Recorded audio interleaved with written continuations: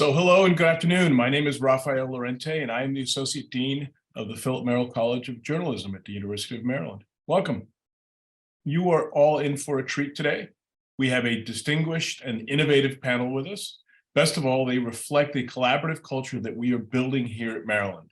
Not only do they come from the Merrill College of Journalism and the College of Information Studies, they bring expertise and experience ranging from investigative journalism to library science and sociology, to artificial intelligence and natural language processing, and more. I will do brief introductions that do none of them justice so that we can get on with the good stuff. After the brown bag, I will stay to answer a question about the Joint Masters in Data Journalism that Merrill College and the College of Information Studies launched in the fall. Almost in alphabetical order, we have Naimul Hassan, an assistant professor with a joint appointment in journalism and the College of Information Studies. Naimul holds a PhD in computer science from the University of Texas at Arlington. He researches big data, data mining, and other methods applicable to both journalism and computer science. Jesse Klein. Dr. Klein is a lecturer in the College of Information Studies who teaches research methods courses, social statistics, information literacy, and a few other things. She holds a PhD in sociology from Florida State University. Sean Mussenden. Sean is a data editor for the Howard Center for Investigative Journalism, an investigative reporting unit in the journalism school that partners students and professional news organizations like the Associated Press, NPR, and the NewsHour to produce deeply reported works of investigative journalism. Sean is a former Washington correspondent. Derek Willis, lecturer in data and computational journalism, and also a former journalist in Florida, Washington, and a few other places. Derek has held data and interactive roles at the Washington Post, the New York Times, ProPublica, and others. In moderating the panel today, we have Jennifer Goldbeck. Professor Goldbeck teaches in the College of Information Studies and focuses her research on artificial intelligence, social media, privacy, and trust on the web. Professor Goldbeck holds a PhD in computer science from the University of Maryland. And if Zoom could do smell, we could smell the bread she just finished baking.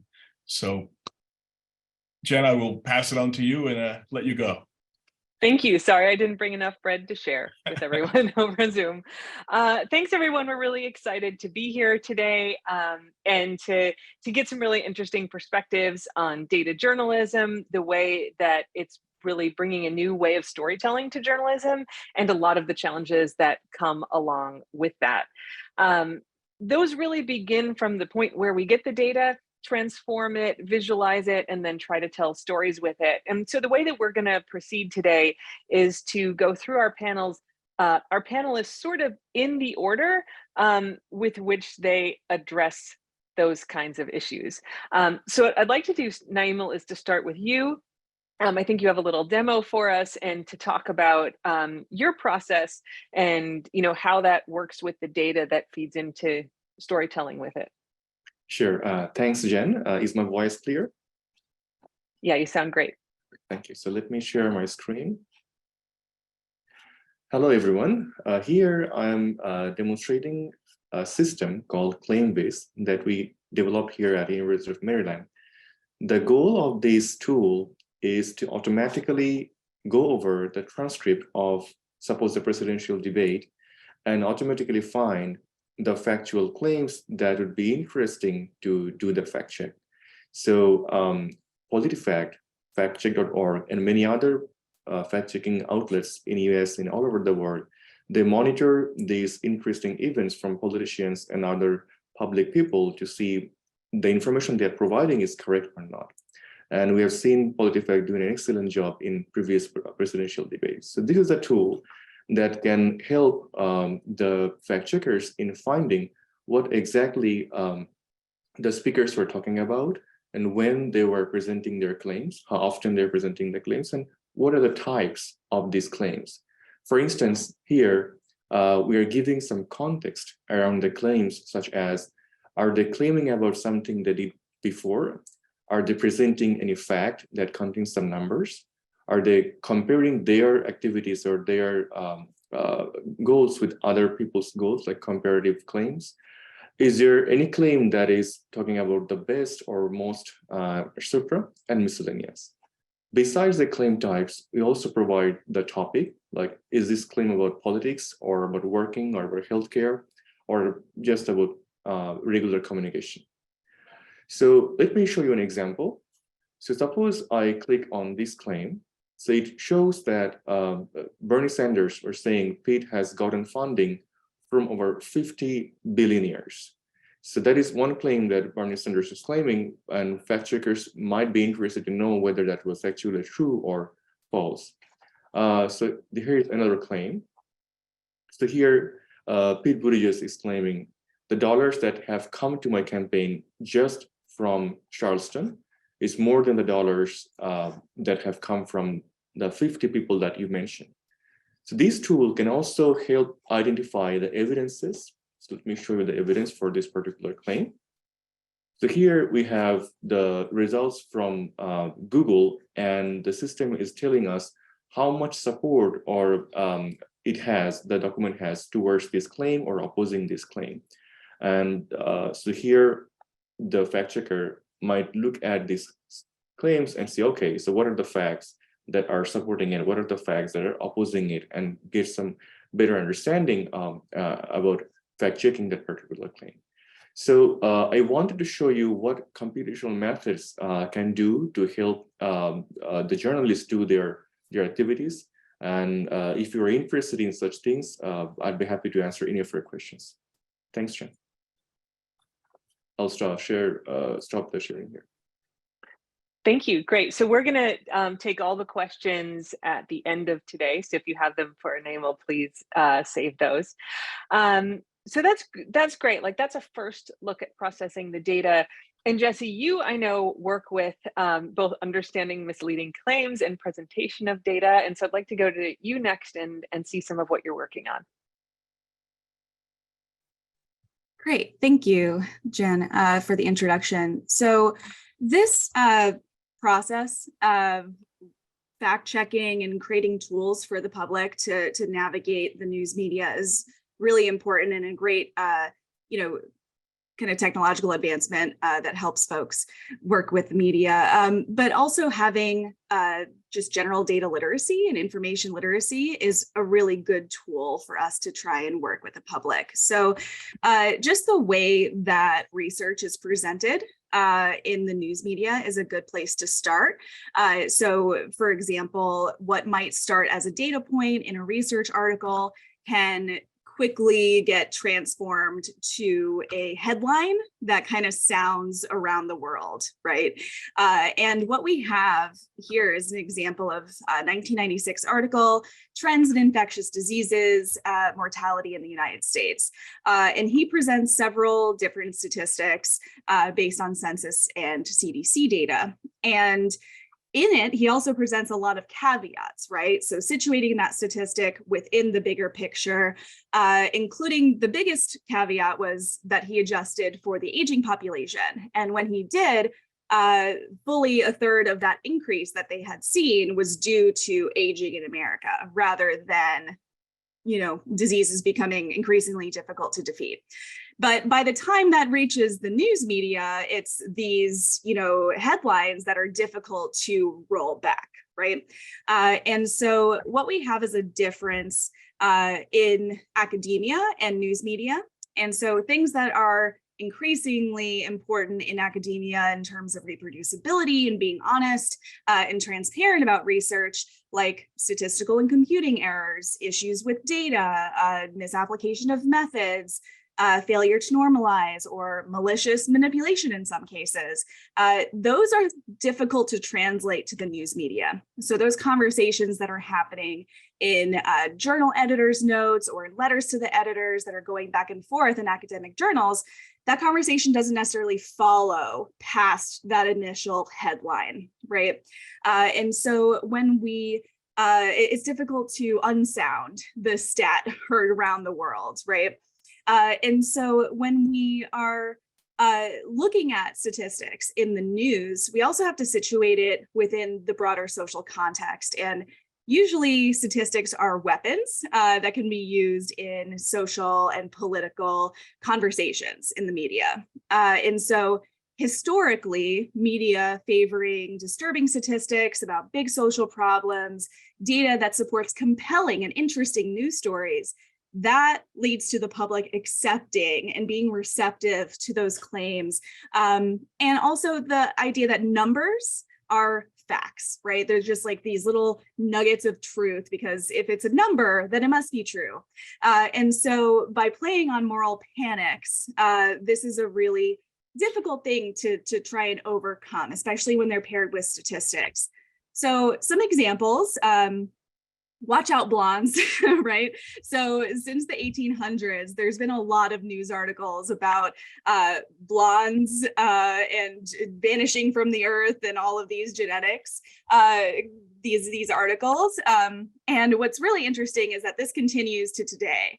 There's a lot of problems here. The biggest problem is that the World Health Organization never actually did this study that keeps being referred to, right? So it's one of those things where you kind of have to go backwards and say, okay, well, where's that data coming from? Where's the source? And that seems really basic. It seems really common sense, but the general public doesn't necessarily know how to do that. And not only that, a lot of the resources aren't open access, right? So there's an information access barrier there that also makes it more difficult to be critical of this information. So finally, that comes out in 2002, and then we start to see like, okay, this is overrated. Wait, blondes, you're going to survive after all. It seems kind of silly, right? But still, even in 2006, the London Times is like, nope, you still gotta worry about this, right? Another really interesting example is still single after 30.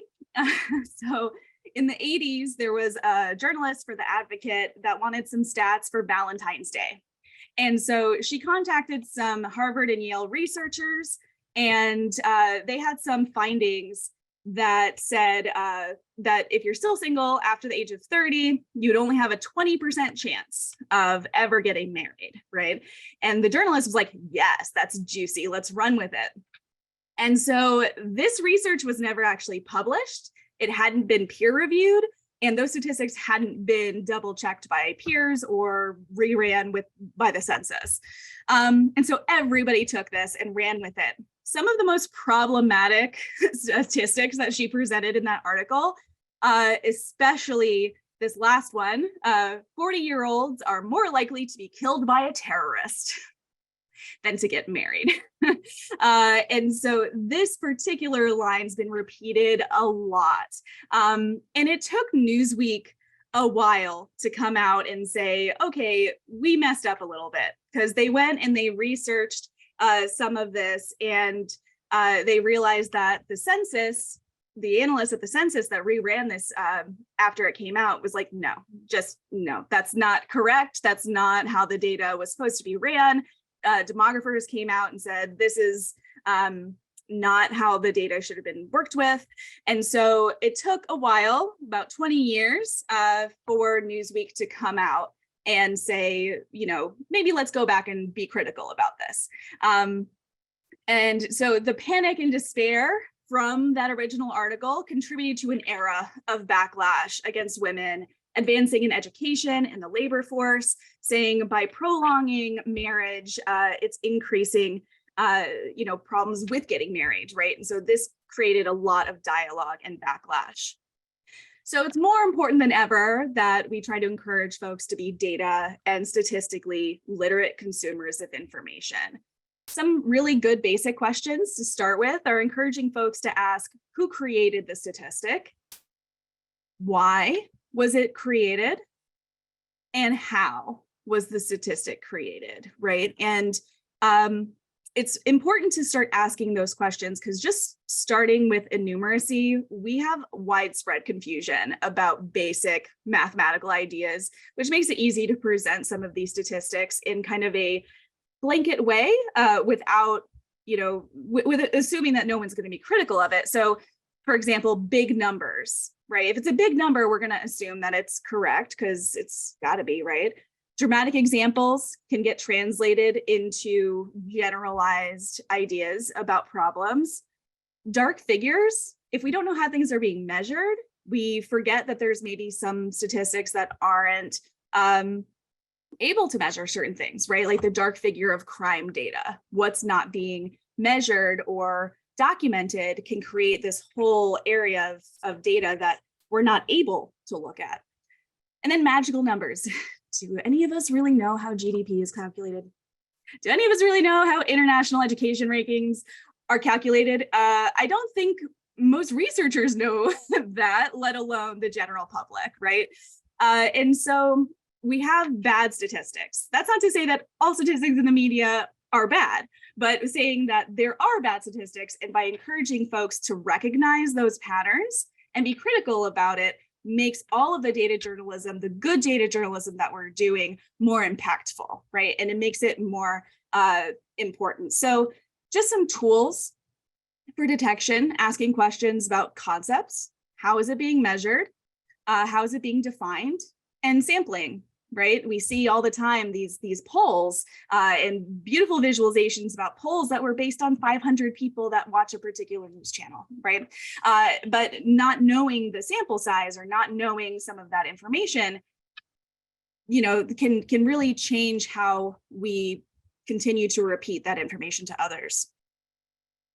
So Joel Best, who wrote Damned Lies and Statistics, How Numbers Confuse Public Issues, wrote this really great quote about how statistics we view as just facts that exist, like rocks in a river. They just are, but it's wrong for us to think like this, because at the end of the day, we're moving from unstructured information that's data to a structuring process that involves humans, right? And it involves research decisions, and it involves calculations and other types of interpretations. And so by remembering that statistics at the end of the day are social products, the results of people's efforts, we can use that as a basis to encourage others to be more literate. So where do we go from here? It's important to not be discouraged, right? We can challenge our mindset when it comes to these things. We can do extra research. We can help teach people where to go when they want to learn more. Track down the original source of the data set. Ask questions. Don't be scared of numbers. It's really easy today to be scared of numbers, and that's why we just trust them and move on. And then don't believe, and especially don't repeat every single number that we see, right? Because then that is what continues to repeat some of these bad statistics. So characteristics of good statistics, they're based on more than guessing. These concepts are defined, they're measured, those measures are made clear. They're reasonable definitions, right? Does it pass the smell test? Does this even make sense, right? And it's based on reasonable measures, good methodology that's made clear, and based on good samples, right? So samples and populations that are experiencing this phenomenon, and that sample is being made clear in those statistics as well. So that is what I have for you today, and thank you. Thank you so much, Jessie. You know, as Raphael said at the beginning, trust is one of my academic interest areas, and I knew of this marriage article, not study, article, and it's one of those things that makes me really, really mad. And then, it's one of those things we care, it's not the focus of our panel today, but a thing that we talk a lot about in this kind of iSchool and journalism collaborative space is trust in journalism in the media. And when I'm okay, I have a 2% chance of getting married, do I actually have a 2% chance of being killed by a terrorist? Because it seems extremely high to me. And just as someone who thinks about numbers, it makes me go, I trust nothing that they will ever say again. And I think that's at the root of, a lot of the both fair criticism of journalism in the decrease in trust there, and a lot of the unfair, which is people having those gut reactions, but incorrectly, and then saying the media is wrong. So we will talk about this a little bit when we have time for questions at the end, but I really appreciate you giving this example that highlights it's not just, the data that we have and it being cleaned and reliable in the stories that we tell, but it can really have these kind of systematic impacts on the way the institution is viewed by people. So thank you. I next want to turn to the kind of storytelling side of this. And Jesse, you were a nice transition into that. Derek and Sean, you both work in this space. So Derek, I want to start with you and, kind of hear your thoughts on, data journalism and how does this play out? Sure. So thanks, Jen. And thanks to Jesse for that setup, because it really is like, it's something, as she was talking, I was thinking, we just talked about this in class yesterday, literally about sort of how we get presented with things and not just statistics, but even the systems of information that provide information that we may not even think of as data. Those are all built by people making decisions based on incentives that we might share or you might not share. And so there are all these different ways that influence this aspect of, hey, now I have some data and I can learn some things from it and tell some stories through it. And it's very easy now to just click and download, find a file, search and find a file, click and download it and start to ask questions of it without really thinking of the questions that what went into this data. Because I think for a lot of folks, getting that data in front of you and asking journalistic questions is a really natural, like that's the process that we try to teach and we try to instill in future journalists. We have to be careful and intentional about instilling we need to ask questions about where this data came from, why it is the way it is, and what's not in there that maybe we would like to be in there, and what is in there that maybe is going to confound some of our ability to understand it and really make some sense out of it. So I know Sean's going to talk a little bit about sort of like the processes that like the Howard Center has when they do investigative projects and how you collect and derive meaning from data that you can basically source in lots of different ways. What I really wanted to talk about a little bit was the idea of sort of when you have that data and when you're trying to tell stories from it, the data itself actually can play a substantial and kind of novel role, right? Because the traditional form of this in journalism has been you talk to people, you read some studies, you maybe look at a couple of spreadsheets and you write up the findings of it, you summarize that, you tell people what the data says, what you think the data says as a reporter, as a journalist. And that's a necessary and critical thing. But I think we also have the opportunity now, particularly in the last 20 years, of being able to allow people to find themselves in the data in the sense of, well, I can't write a story that is sort of geographically or contextually specific to everyone who might read it. But I might be able to have the data do some of that work for me and allow people to connect themselves to that story through the data. So the data actually provides the material for the story, but also the ability for readers to connect with that story in a meaningful way. And I want to just give a quick example about what that might look like. So I'm going to share my screen here for a second.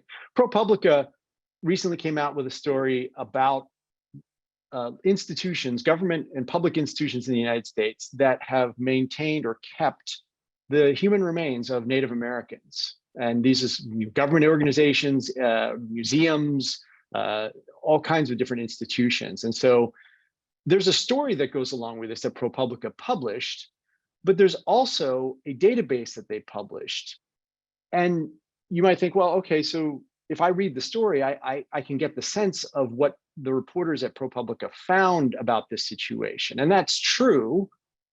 What the data itself adds is the ability to sort of present two different perspectives at the same time, to present what I would call the far view, which is what is the scope of this issue or circumstance or problem, broadly speaking? How often does this occur in the United States, for example? And then also to provide the near view, which is letting readers and viewers drill down into how does this affect me? How does this affect the county or the state or the place that I live in?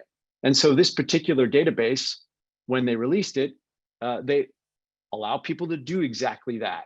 Out of the 600 institutions that reported having Native American remains, you or I may not be personally familiar with or connected to all of those, but chances are we know where we live and we know what the local institutions or the state institutions might be that have that. And so by allowing people to search and to explore the data, it allows them, gives them the opportunity, when we do this well, to understand the full context of that story. What is it we're actually talking about, and how significant, how should I understand this in terms of my own context, in terms of a local community or a state or some other institution that I may have heard of or maybe even be a part of. And so just by allowing people to do what the internet has really sort of helped train us to do, which is to search for information, helping them do that, and then as a result, providing some context for that. So for example, if we type in Maryland, we get some results from this database about institutions in Maryland that have had Native American, have had Native American remains. And so I have heard of some of these. I had not heard or been too familiar with other of these, but it's a way, the data itself is a way of exploring, of guiding readers into that, deeper into that story, in a way that is difficult to do in words and pictures alone, because whenever you create stories like this, you have to make choices. And we're not going to be able to write a story that appeals or is geographically or culturally contextual to every possible reader. And so the data can really help do that. One of the other things I wanted to kind of mention was this idea that data also allows people to find themselves on a very specific level. So this was, the repatriation of remains database is not a very large list. It would fit in a single spreadsheet in terms of each institution. But something like, for example, the Paycheck Protection Program, federal loan program during the pandemic, well, that involves millions of loans that people applied for and received, and a vast amount of money, federal money, that was spent on this program. And it actually, in this case, became the reporting challenge here for journalists was vast, because there were so many loans and so many applicants that it was very hard to sort of figure out, okay, how do we focus on, what do we focus on in order to find interesting stories here? In such a vast data set, it's hard, it can be hard to summarize it. It can be hard to express or find, like, what's the interesting stuff here? And so when I was at ProPublica, one of the things we did was we built a database that we could search for our own internal purposes in order to try to find stories. But we also wanted to make sure that we released that data to the public so that they could find stories, they could find ideas. And indeed, we got a flood of tips based on people just searching this database. And among those was one of my favorite stories that we did, which was that essentially some of these were just obviously and clearly fraudulent loans that were going to businesses that had ridiculous names, including a bunch of farms on the Jersey Shore. And so chances are we might not have noticed this because browsing 11 million records is not something that is easy or easy to do or we're really good at as journalists. And so by making that data more available, by putting it in front of people and allowing them to find themselves in it, we can really take advantage of all the opportunities that working with data permits us in terms of what kinds of stories we can tell and how we can really find interesting and meaningful lessons from that data in many, many different ways. So I will stop there and hand it back to you. Thanks very much, Derek. You inspired some things that I'm going to talk about in the question section, because I don't want to start rambling now, because Sean, I am excited to see what you have to share with us from your work as well. Because at the beginning of your comments, you had talked about how people can just access data, and a problem that I had that was sort of the bane of my existence for a few weeks was there's this thing called Benford's Law that I've done research on. We don't need to talk about what it is, but it's this kind of simple statistical technique for analyzing fraud, and it's used a lot in accounting and a few other spaces. And in the summer of 2020, Netflix put out a documentary, like a series called Connected, and one episode was about Benford's Law. I was one of the people in it, and it kind of brought attention to this little statistic to the general public. So there's a sort of simple technique And when the 2020 election happened, a bunch of people who wanted to prove there was fraud were like, I learned this technique from Netflix. I'm going to download this data and apply the technique, which meant make a cool graph in Excel. And they had no idea what they were doing. They didn't know how to do the statistics. And I was just like, hey, I'm an expert on Benford's law, and I want you to know that like it doesn't prove this. And also, you know, we know that it can't really be used on elections, and here's all these problems. And they got really, really mad at me. And I was like, I'm in that Netflix documentary where you learned about this. Like, you really, like, we can absolutely talk about the math and I will win. But it kind of highlights this challenge of if you have access to like a little bit of knowledge of some of these tools and access to all of this data, that you may be able to put it together and think that you're able to draw a lot of conclusions without the background to do that intelligently. And Jesse, you kind of touched on this too. So we'll talk about the challenges that makes for doing data journalism well. But Sean, you're set up now, right? You can go.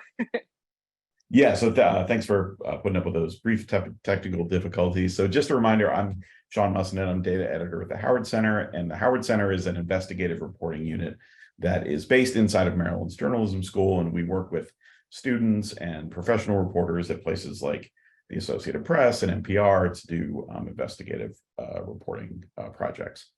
So, you know, data journalism and computational journalism, as Derek said, you know, mean a lot of different things to a lot of different people.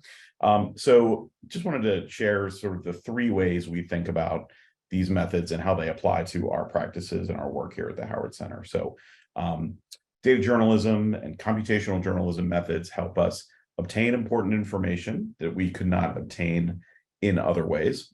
They help us make sense of that information. Typically, this means through data analysis, but also traditional reporting methods and research. And they help us communicate our findings to usually through data visualization and text and other media to audiences. So the first thing it does often on projects we work on is it helps us obtain information at scale. So, you know, as a journalist, I have a ton of different ways to gather information. One of the most common one is watching things live. A friend of mine jokes that he's a highly paid trained observer. We interview people sometimes, you know, experts, but also just sort of regular people affected by things that we're writing about. We also do a lot of work reviewing documentary evidence, so government records, sometimes video and audio. These things are all important, and I do these things all the time, but they don't always help me get the information that I need. And so in these circumstances, I turn to computational methods. So here's an example of that. A few years ago at the Howard Center, we were interested in identifying evictions that were happening in violation of federal law, especially those by public housing authorities during the pandemic. We got some tips about this. We identified a pattern in one city, and we wanted to find out if this was happening elsewhere. So to answer that question, we decided we really needed to get access to court records, a database of court records that we could analyze systemically. So being journalists, we went and asked for these records first using public records laws. And what we generally found was that states either didn't want to give them to us, put up a lot of roadblocks, or if they did, they wanted to charge us thousands, tens of thousands of dollars to get access, which we didn't have. So we solved this problem by writing software too, and I want to stress that this is legal, the way we were doing it, to extract information we needed from public-facing web databases that courts run that allow people to search for individual cases. So on the right, you see a picture here of a tool for Oklahoma that if you have a case number or somebody's last name, you can look up these records. So we wrote a computer program that mimic these human actions. It's a process called web scraping, and it allows us to, using some different approaches, go in and essentially do what a human would do, just do it faster and do it repetitively and accurately. We ended up building our own database, in effect. Data journalism methods also help us find systemic patterns and problems and examples that illustrate those patterns. So a lot of stories that we do start as tips. Hey, I heard about this thing happening somewhere. You should look into this. Often these are single anecdotes. And to figure out if we want to dedicate resources to these things, we really want to find out if that anecdote stands for something larger, it's a part of a bigger pattern, or if it's an isolated instance. So data analysis helps me go bigger. It helps me move from the realm of the anecdote to a larger pattern. We found this happening in one place. Let's go out and find out if it's happening in lots of places. So we gather data and we can look at these trends kind of more broadly. Also helps us go small. So we've identified some large trends. We're looking to use analysis methods to identify the most compelling cases or people or places that will help us see if what we found is emblematic of some larger pattern. And these individual examples are really critical to telling good stories because they're the kinds of things that people connect with. So here's an example of that. We worked on a project last year called Printing Hate. And this project showed how white-owned newspapers helped create a culture that enabled thousands of racial terror lynchings of African Americans between 1870 and 1930 through deeply problematic news coverage. We weren't just interested in retelling history. What we wanted to do was pick out papers that had done these things, that were still operating today and had not reckoned with or apologized for their role. Some news organizations have started to do that, but not everybody. So we identified a few prominent examples of newspapers through initial research and reporting. We talked to historians who said, we haven't looked at this, but we think you'll find it everywhere. So we went big. We developed a method to parse 18 million digital newspaper pages from something called the Chronicling America project at the Library of Congress. This is a database of historical newspapers. In fact, the high school here at Maryland helped contribute some of the digital scans. And we did a large-scale computational text analysis and found this widespread pattern with dozens of examples. Lastly, data journalism methods help me tell better stories. So I used, when I'm have findings and getting ready to communicate it to an audience, I combine almost everything: text, audio, video, photo, motion graphics. But a big part of what we do when we're working with data is data visualization. And it allows us to present data in compelling ways and make points that other methods can't. So a few years ago, we worked with NPR on a series of the impact of climate change-driven temperature increases on the health of people who live in cities. There's something called the heat island effect because of all the concrete and buildings. Makes cities hotter than suburbs and rural areas. Extreme heat is a problem because it can make life really hard for people with chronic conditions like heart disease or asthma. So we were able to show that low-income neighborhoods tend to be hotter, usually because of lack of tree cover, than wealthier neighborhoods across the country. And we focused on Baltimore for our piece of the reporting. We figured out what neighborhoods to go to by analyzing remote sense satellite data, which you see on the left here. This shows average temperatures by neighborhood, so redder is hotter. And so that led us to this area of East Baltimore. And that's because of lack of tree cover. So the white areas here are places that don't have trees in the city. And you see a pretty clear relationship there. So we use data viz to help people understand the story at a citywide level. We also use data analysis and data visualization to show the micro level, the direct impact on individual people. So for this project, we built these data logging temperature and humidity sensors. And we, over a course of 6 months, built these relationships with people in some of these neighborhoods. And they agreed to let us put these sensors inside of their home to capture information about heat and humidity in unair conditioned areas over the course of the summer. And a lot of neighborhoods don't have a lot of houses don't have air conditioning in these neighborhoods. So we use data visualization to show this trend. So this graphic you're looking at here is the output of a sensor over a week that shows the heat index in the bedroom of a 12-year-old boy with asthma. And of course, that's a condition exacerbated by high heat. So we can see here the maroon line reached 113 degrees heat index during a heat wave. And that was even hotter than the outside temperature by about 10 degrees. That's the red line. all at the edge of human tolerability. Thank you very much, and thanks for putting up with the audio issues. Thanks, Sean. So we want to leave time for questions. We already have one that I've seen pop up in our chat. So if you have a question for any individuals or for the group as a general, in general, you can go ahead and put those in the chat to hosts and panelists. But I have a couple of questions just that I'd love to hear everybody's thoughts on as we move ahead before we start taking audience questions.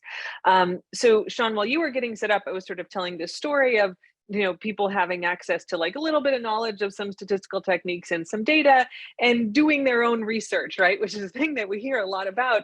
And, as we all know, it takes an awful lot of context to be able to do research correctly. It's not just you kind of apply a couple things, and most of the do your own research crowd doesn't have that background. And so they can honestly feel like they're doing something correctly and be missing the context to make correct interpretations or understand that or the assumptions that underlie what they're applying. And so I wonder, there's a wide range of ways that we see data journalism, from kind of searchable databases that are presented with a little bit of interpretation to some very highly interpreted and contextualized data. And I'd love to hear everybody's thoughts on what's the right way to do that? Like, how do we do data journalism but prevent people from misinterpreting it or weaponizing it, using it in a wrong way? Maybe Derek and Sean, I'll start with you two since you're kind of on the same screen. And either of you can go first and then go around to see if Namal and Jesse have comments. Just throw something out quickly. So there's a reporter at the New York Times named Ben Castleman who does economics reporting. And he has talked about how his most important tool for doing data journalism is his telephone, because you need to be able to talk to experts and understand things and put them in context. So that you're properly putting them out. I think it's our responsibility to, when we either publish data or present findings, to give people enough context so that they cannot misinterpret it. It's important for the audience to feel like, or for us to feel like they're not going to misinterpret something. Yeah. I mean, the tricky part about this, though, is that I personally at the New York Times, like the moment I would dread about publishing a story was the next morning when I would get emails and phone calls from actual experts on the subject I had written about but had not talked to or spoken to, who would tell me all the things that I didn't understand about that topic. And most of the time, they were actually trying to help me. I mean, it felt terrible, but they really genuinely wanted to help me understand. And so there's this tension between sort of, on one hand, people should be, we want to encourage people to explore data and to try to ask questions and answer them. On the other hand, there's a very clear, obvious slope from ignorance to expertise when you do that. And your first couple times out of the barn are gonna be probably not great. And like that's what my experience has been. And so I think one of the things is being upfront about that, being sort of humble enough to sort of say, look, I'm pretty sure this doesn't hit all the marks, and I want to hear about that. And then acknowledge that, like when we present data, when we make it searchable and we do things, where we have learned about how weird or odd or the contextual specificity required for a data set, we need to share that with readers and not hide it, and not just sort of like make it available but don't explain it. When something changes, we need to be more upfront about that, and not only with ourselves but our readers. And I suspect that will, I don't think that solves the problem that you're really citing, but I think it helps, and not doing that actually exacerbates the problem. Namal, did you want to comment? I see you're unmuted. I totally agree with what Sean and Greg mentions. So basically, journalism need to work better to have a more higher standard. So what's happening now is we can use this data and create a piece that looks like what journalism is currently creating. The AI models, ChatGPT and other future models, they will be able to create that looks like what a regular news article is looking like. So we need to have a higher understanding where we'll have more transparent process. We'll be more open about how the process we followed to create our results to come to the conclusion. And once there is a significant difference, people will understand, okay, so this is what journalism is now. It is a higher standard than what we did before. So, and then the technology needs to catch up. Then the technology needs to catch up, and so that's how I hope that the regular people will understand the differences, and at the same time we'll do a better job and stay ahead than the AI models. And one thing to what Nimal said about transparency, a big practice in data journalism as it's practiced in news organizations is to be very transparent about the methods and to publish frequently the code and the data that we produced along with it so that people can reproduce it. Years ago, we used to publish these lengthy things called nerd boxes where we would explain, how we went through and all the caveats and things to our analysis. But now we tend to publish code and data. Awesome. Jesse, did you want to chime in here? Or should we move on to the next question? I don't want to cut you off. You can go to the next question. Great. So we have a couple people who have asked questions. This may end up being our last one about ChatGPT and how it's influencing things. And I'll just chime in myself. There's a great academic book called On Bullshit that I think should sort of be required reading. And ChatGPT is really good bullshit generator from like a technical term of what that is. It says very convincing, authoritative sounding stuff that is often profoundly incorrect and hard to detect. At the same time, the capabilities of generating like good sounding text, if it's fed with correct data, like maybe there's something there. And certainly there's spaces of journalism that could benefit, but I wasn't going to bring this up today, but since there are a few questions, I think anyone who has thoughts on ChatGPT, the audience would love to hear what you have to say. I see Sean and Derek looking at each other. We talk about this so much, and Derek's about it. Well, I mean, yeah, but I would like to hear from Jesse about sort of the vector for misinformation, disinformation this presents, because that's usually the first thought that a lot of people have. Yeah, so this is a really interesting development, especially for not just the text itself, but how it's trying to kind of replicate language around methods and around data analysis. And, it has the power to change the public's ideas about what is good research. And I think that's the thing that I'm most afraid of, right? Because it's already so difficult for the general public to kind of understand the process of finding data and working with data and analyzing it and presenting it, that if ChatGPT is putting it out there that like, oh, well, actually you do it this way, and here's how you create a survey, and here's all the methods, and it's like all wrong, then it's going to kind of unravel some of the work that we've been very intentionally doing for the last couple of decades to try and teach the public about this literacy. So if anything, that's the thing that I'm most afraid of, because not only that, but it's also going to start generating problematic and probably wrong statistics, right? And it could increase distrust in the public around what is good data and what is good statistics. So yes, it could sound very legitimate, but behind the scenes, it could have really serious consequences.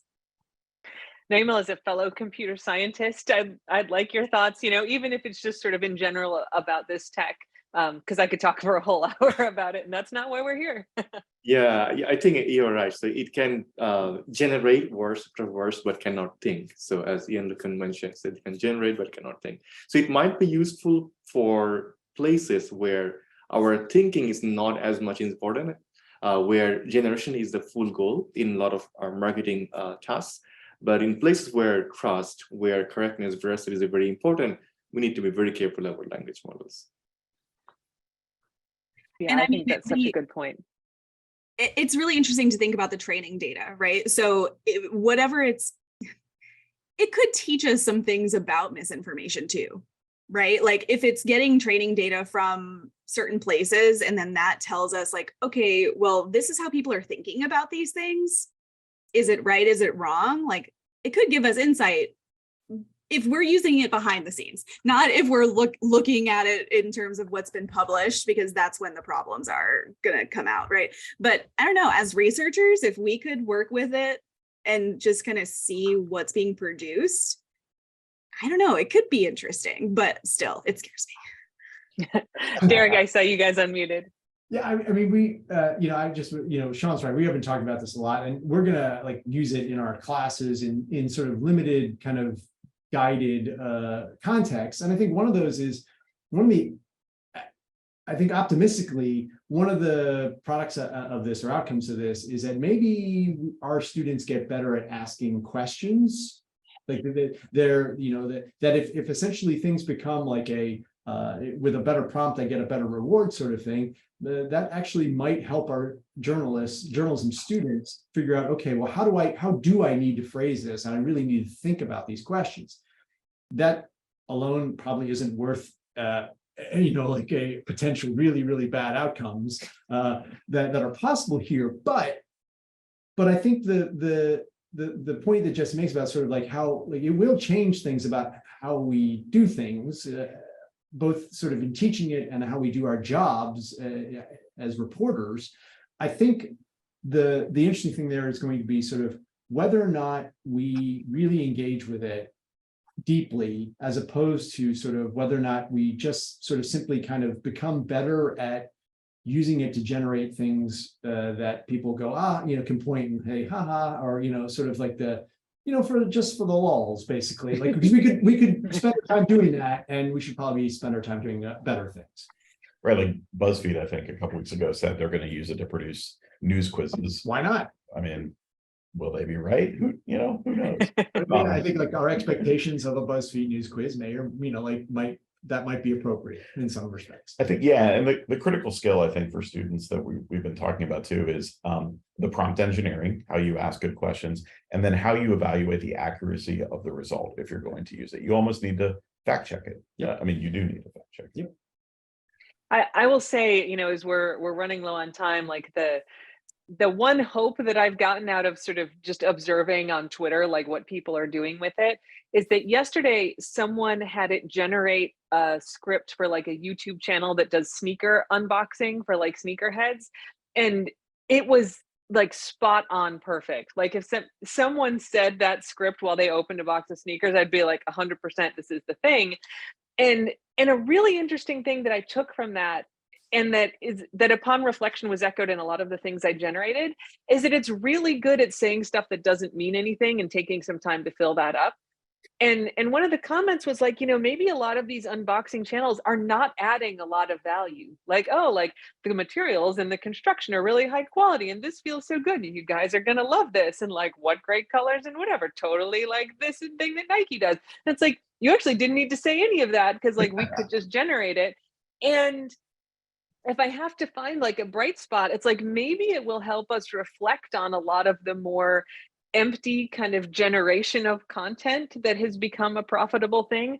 Of course, the flip dark side of that is that we're just going to like automate the process of like SEO content generation, which are those terrible pages you run into that also don't say anything, that are human generated now. So who knows, right? I mean, I always tend to have the intuitively the more dystopian view of the tech, but I think there are ways that it can make us reflect on the human things that we're doing in a more nuanced way, maybe, so we can do better.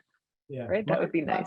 My glass half full view of this, so I hope maybe the flip side of your dystopian view of this is that ideally we get to a spot where right now a lot when we teach data journalism here, it's very skills based, very like here's how to do these things, right? And that's necessary, but really what the skills that we really want to teach, really want to impart, and really want journalists like people to have is the ability to come up with good questions, the ability to think creatively about those questions, and the ability to sort of improvise how they might go about answering them when the pattern or the process isn't sort of, yes, just do these 5 things and you'll get an answer. And so if we're at a point where we're teaching more of that and emphasizing that more, because some of the technology stuff is kind of covered for us and is these tasks are being automated, I think like that might be a pretty good space for us. We are still going to have to like deal with like the effects of that, and you know, Jesse's going to be in business for a long time. I think has a lot of stuff to cover, but I still think that like overall that might be a better outcome. Well, thank you to all of our panelists. This has been a great discussion. We really appreciate hearing from all of you. And Raphael, I think you are going to wrap it up before you take program questions. Is that right? I don't have much of a wrap up to give, other than I told you all this would be a great bunch, and we could probably sit here for a couple more hours and talk about this. But I like ending on the on Derek's point about asking good questions, critical thinking, and trying to make better use of the tools.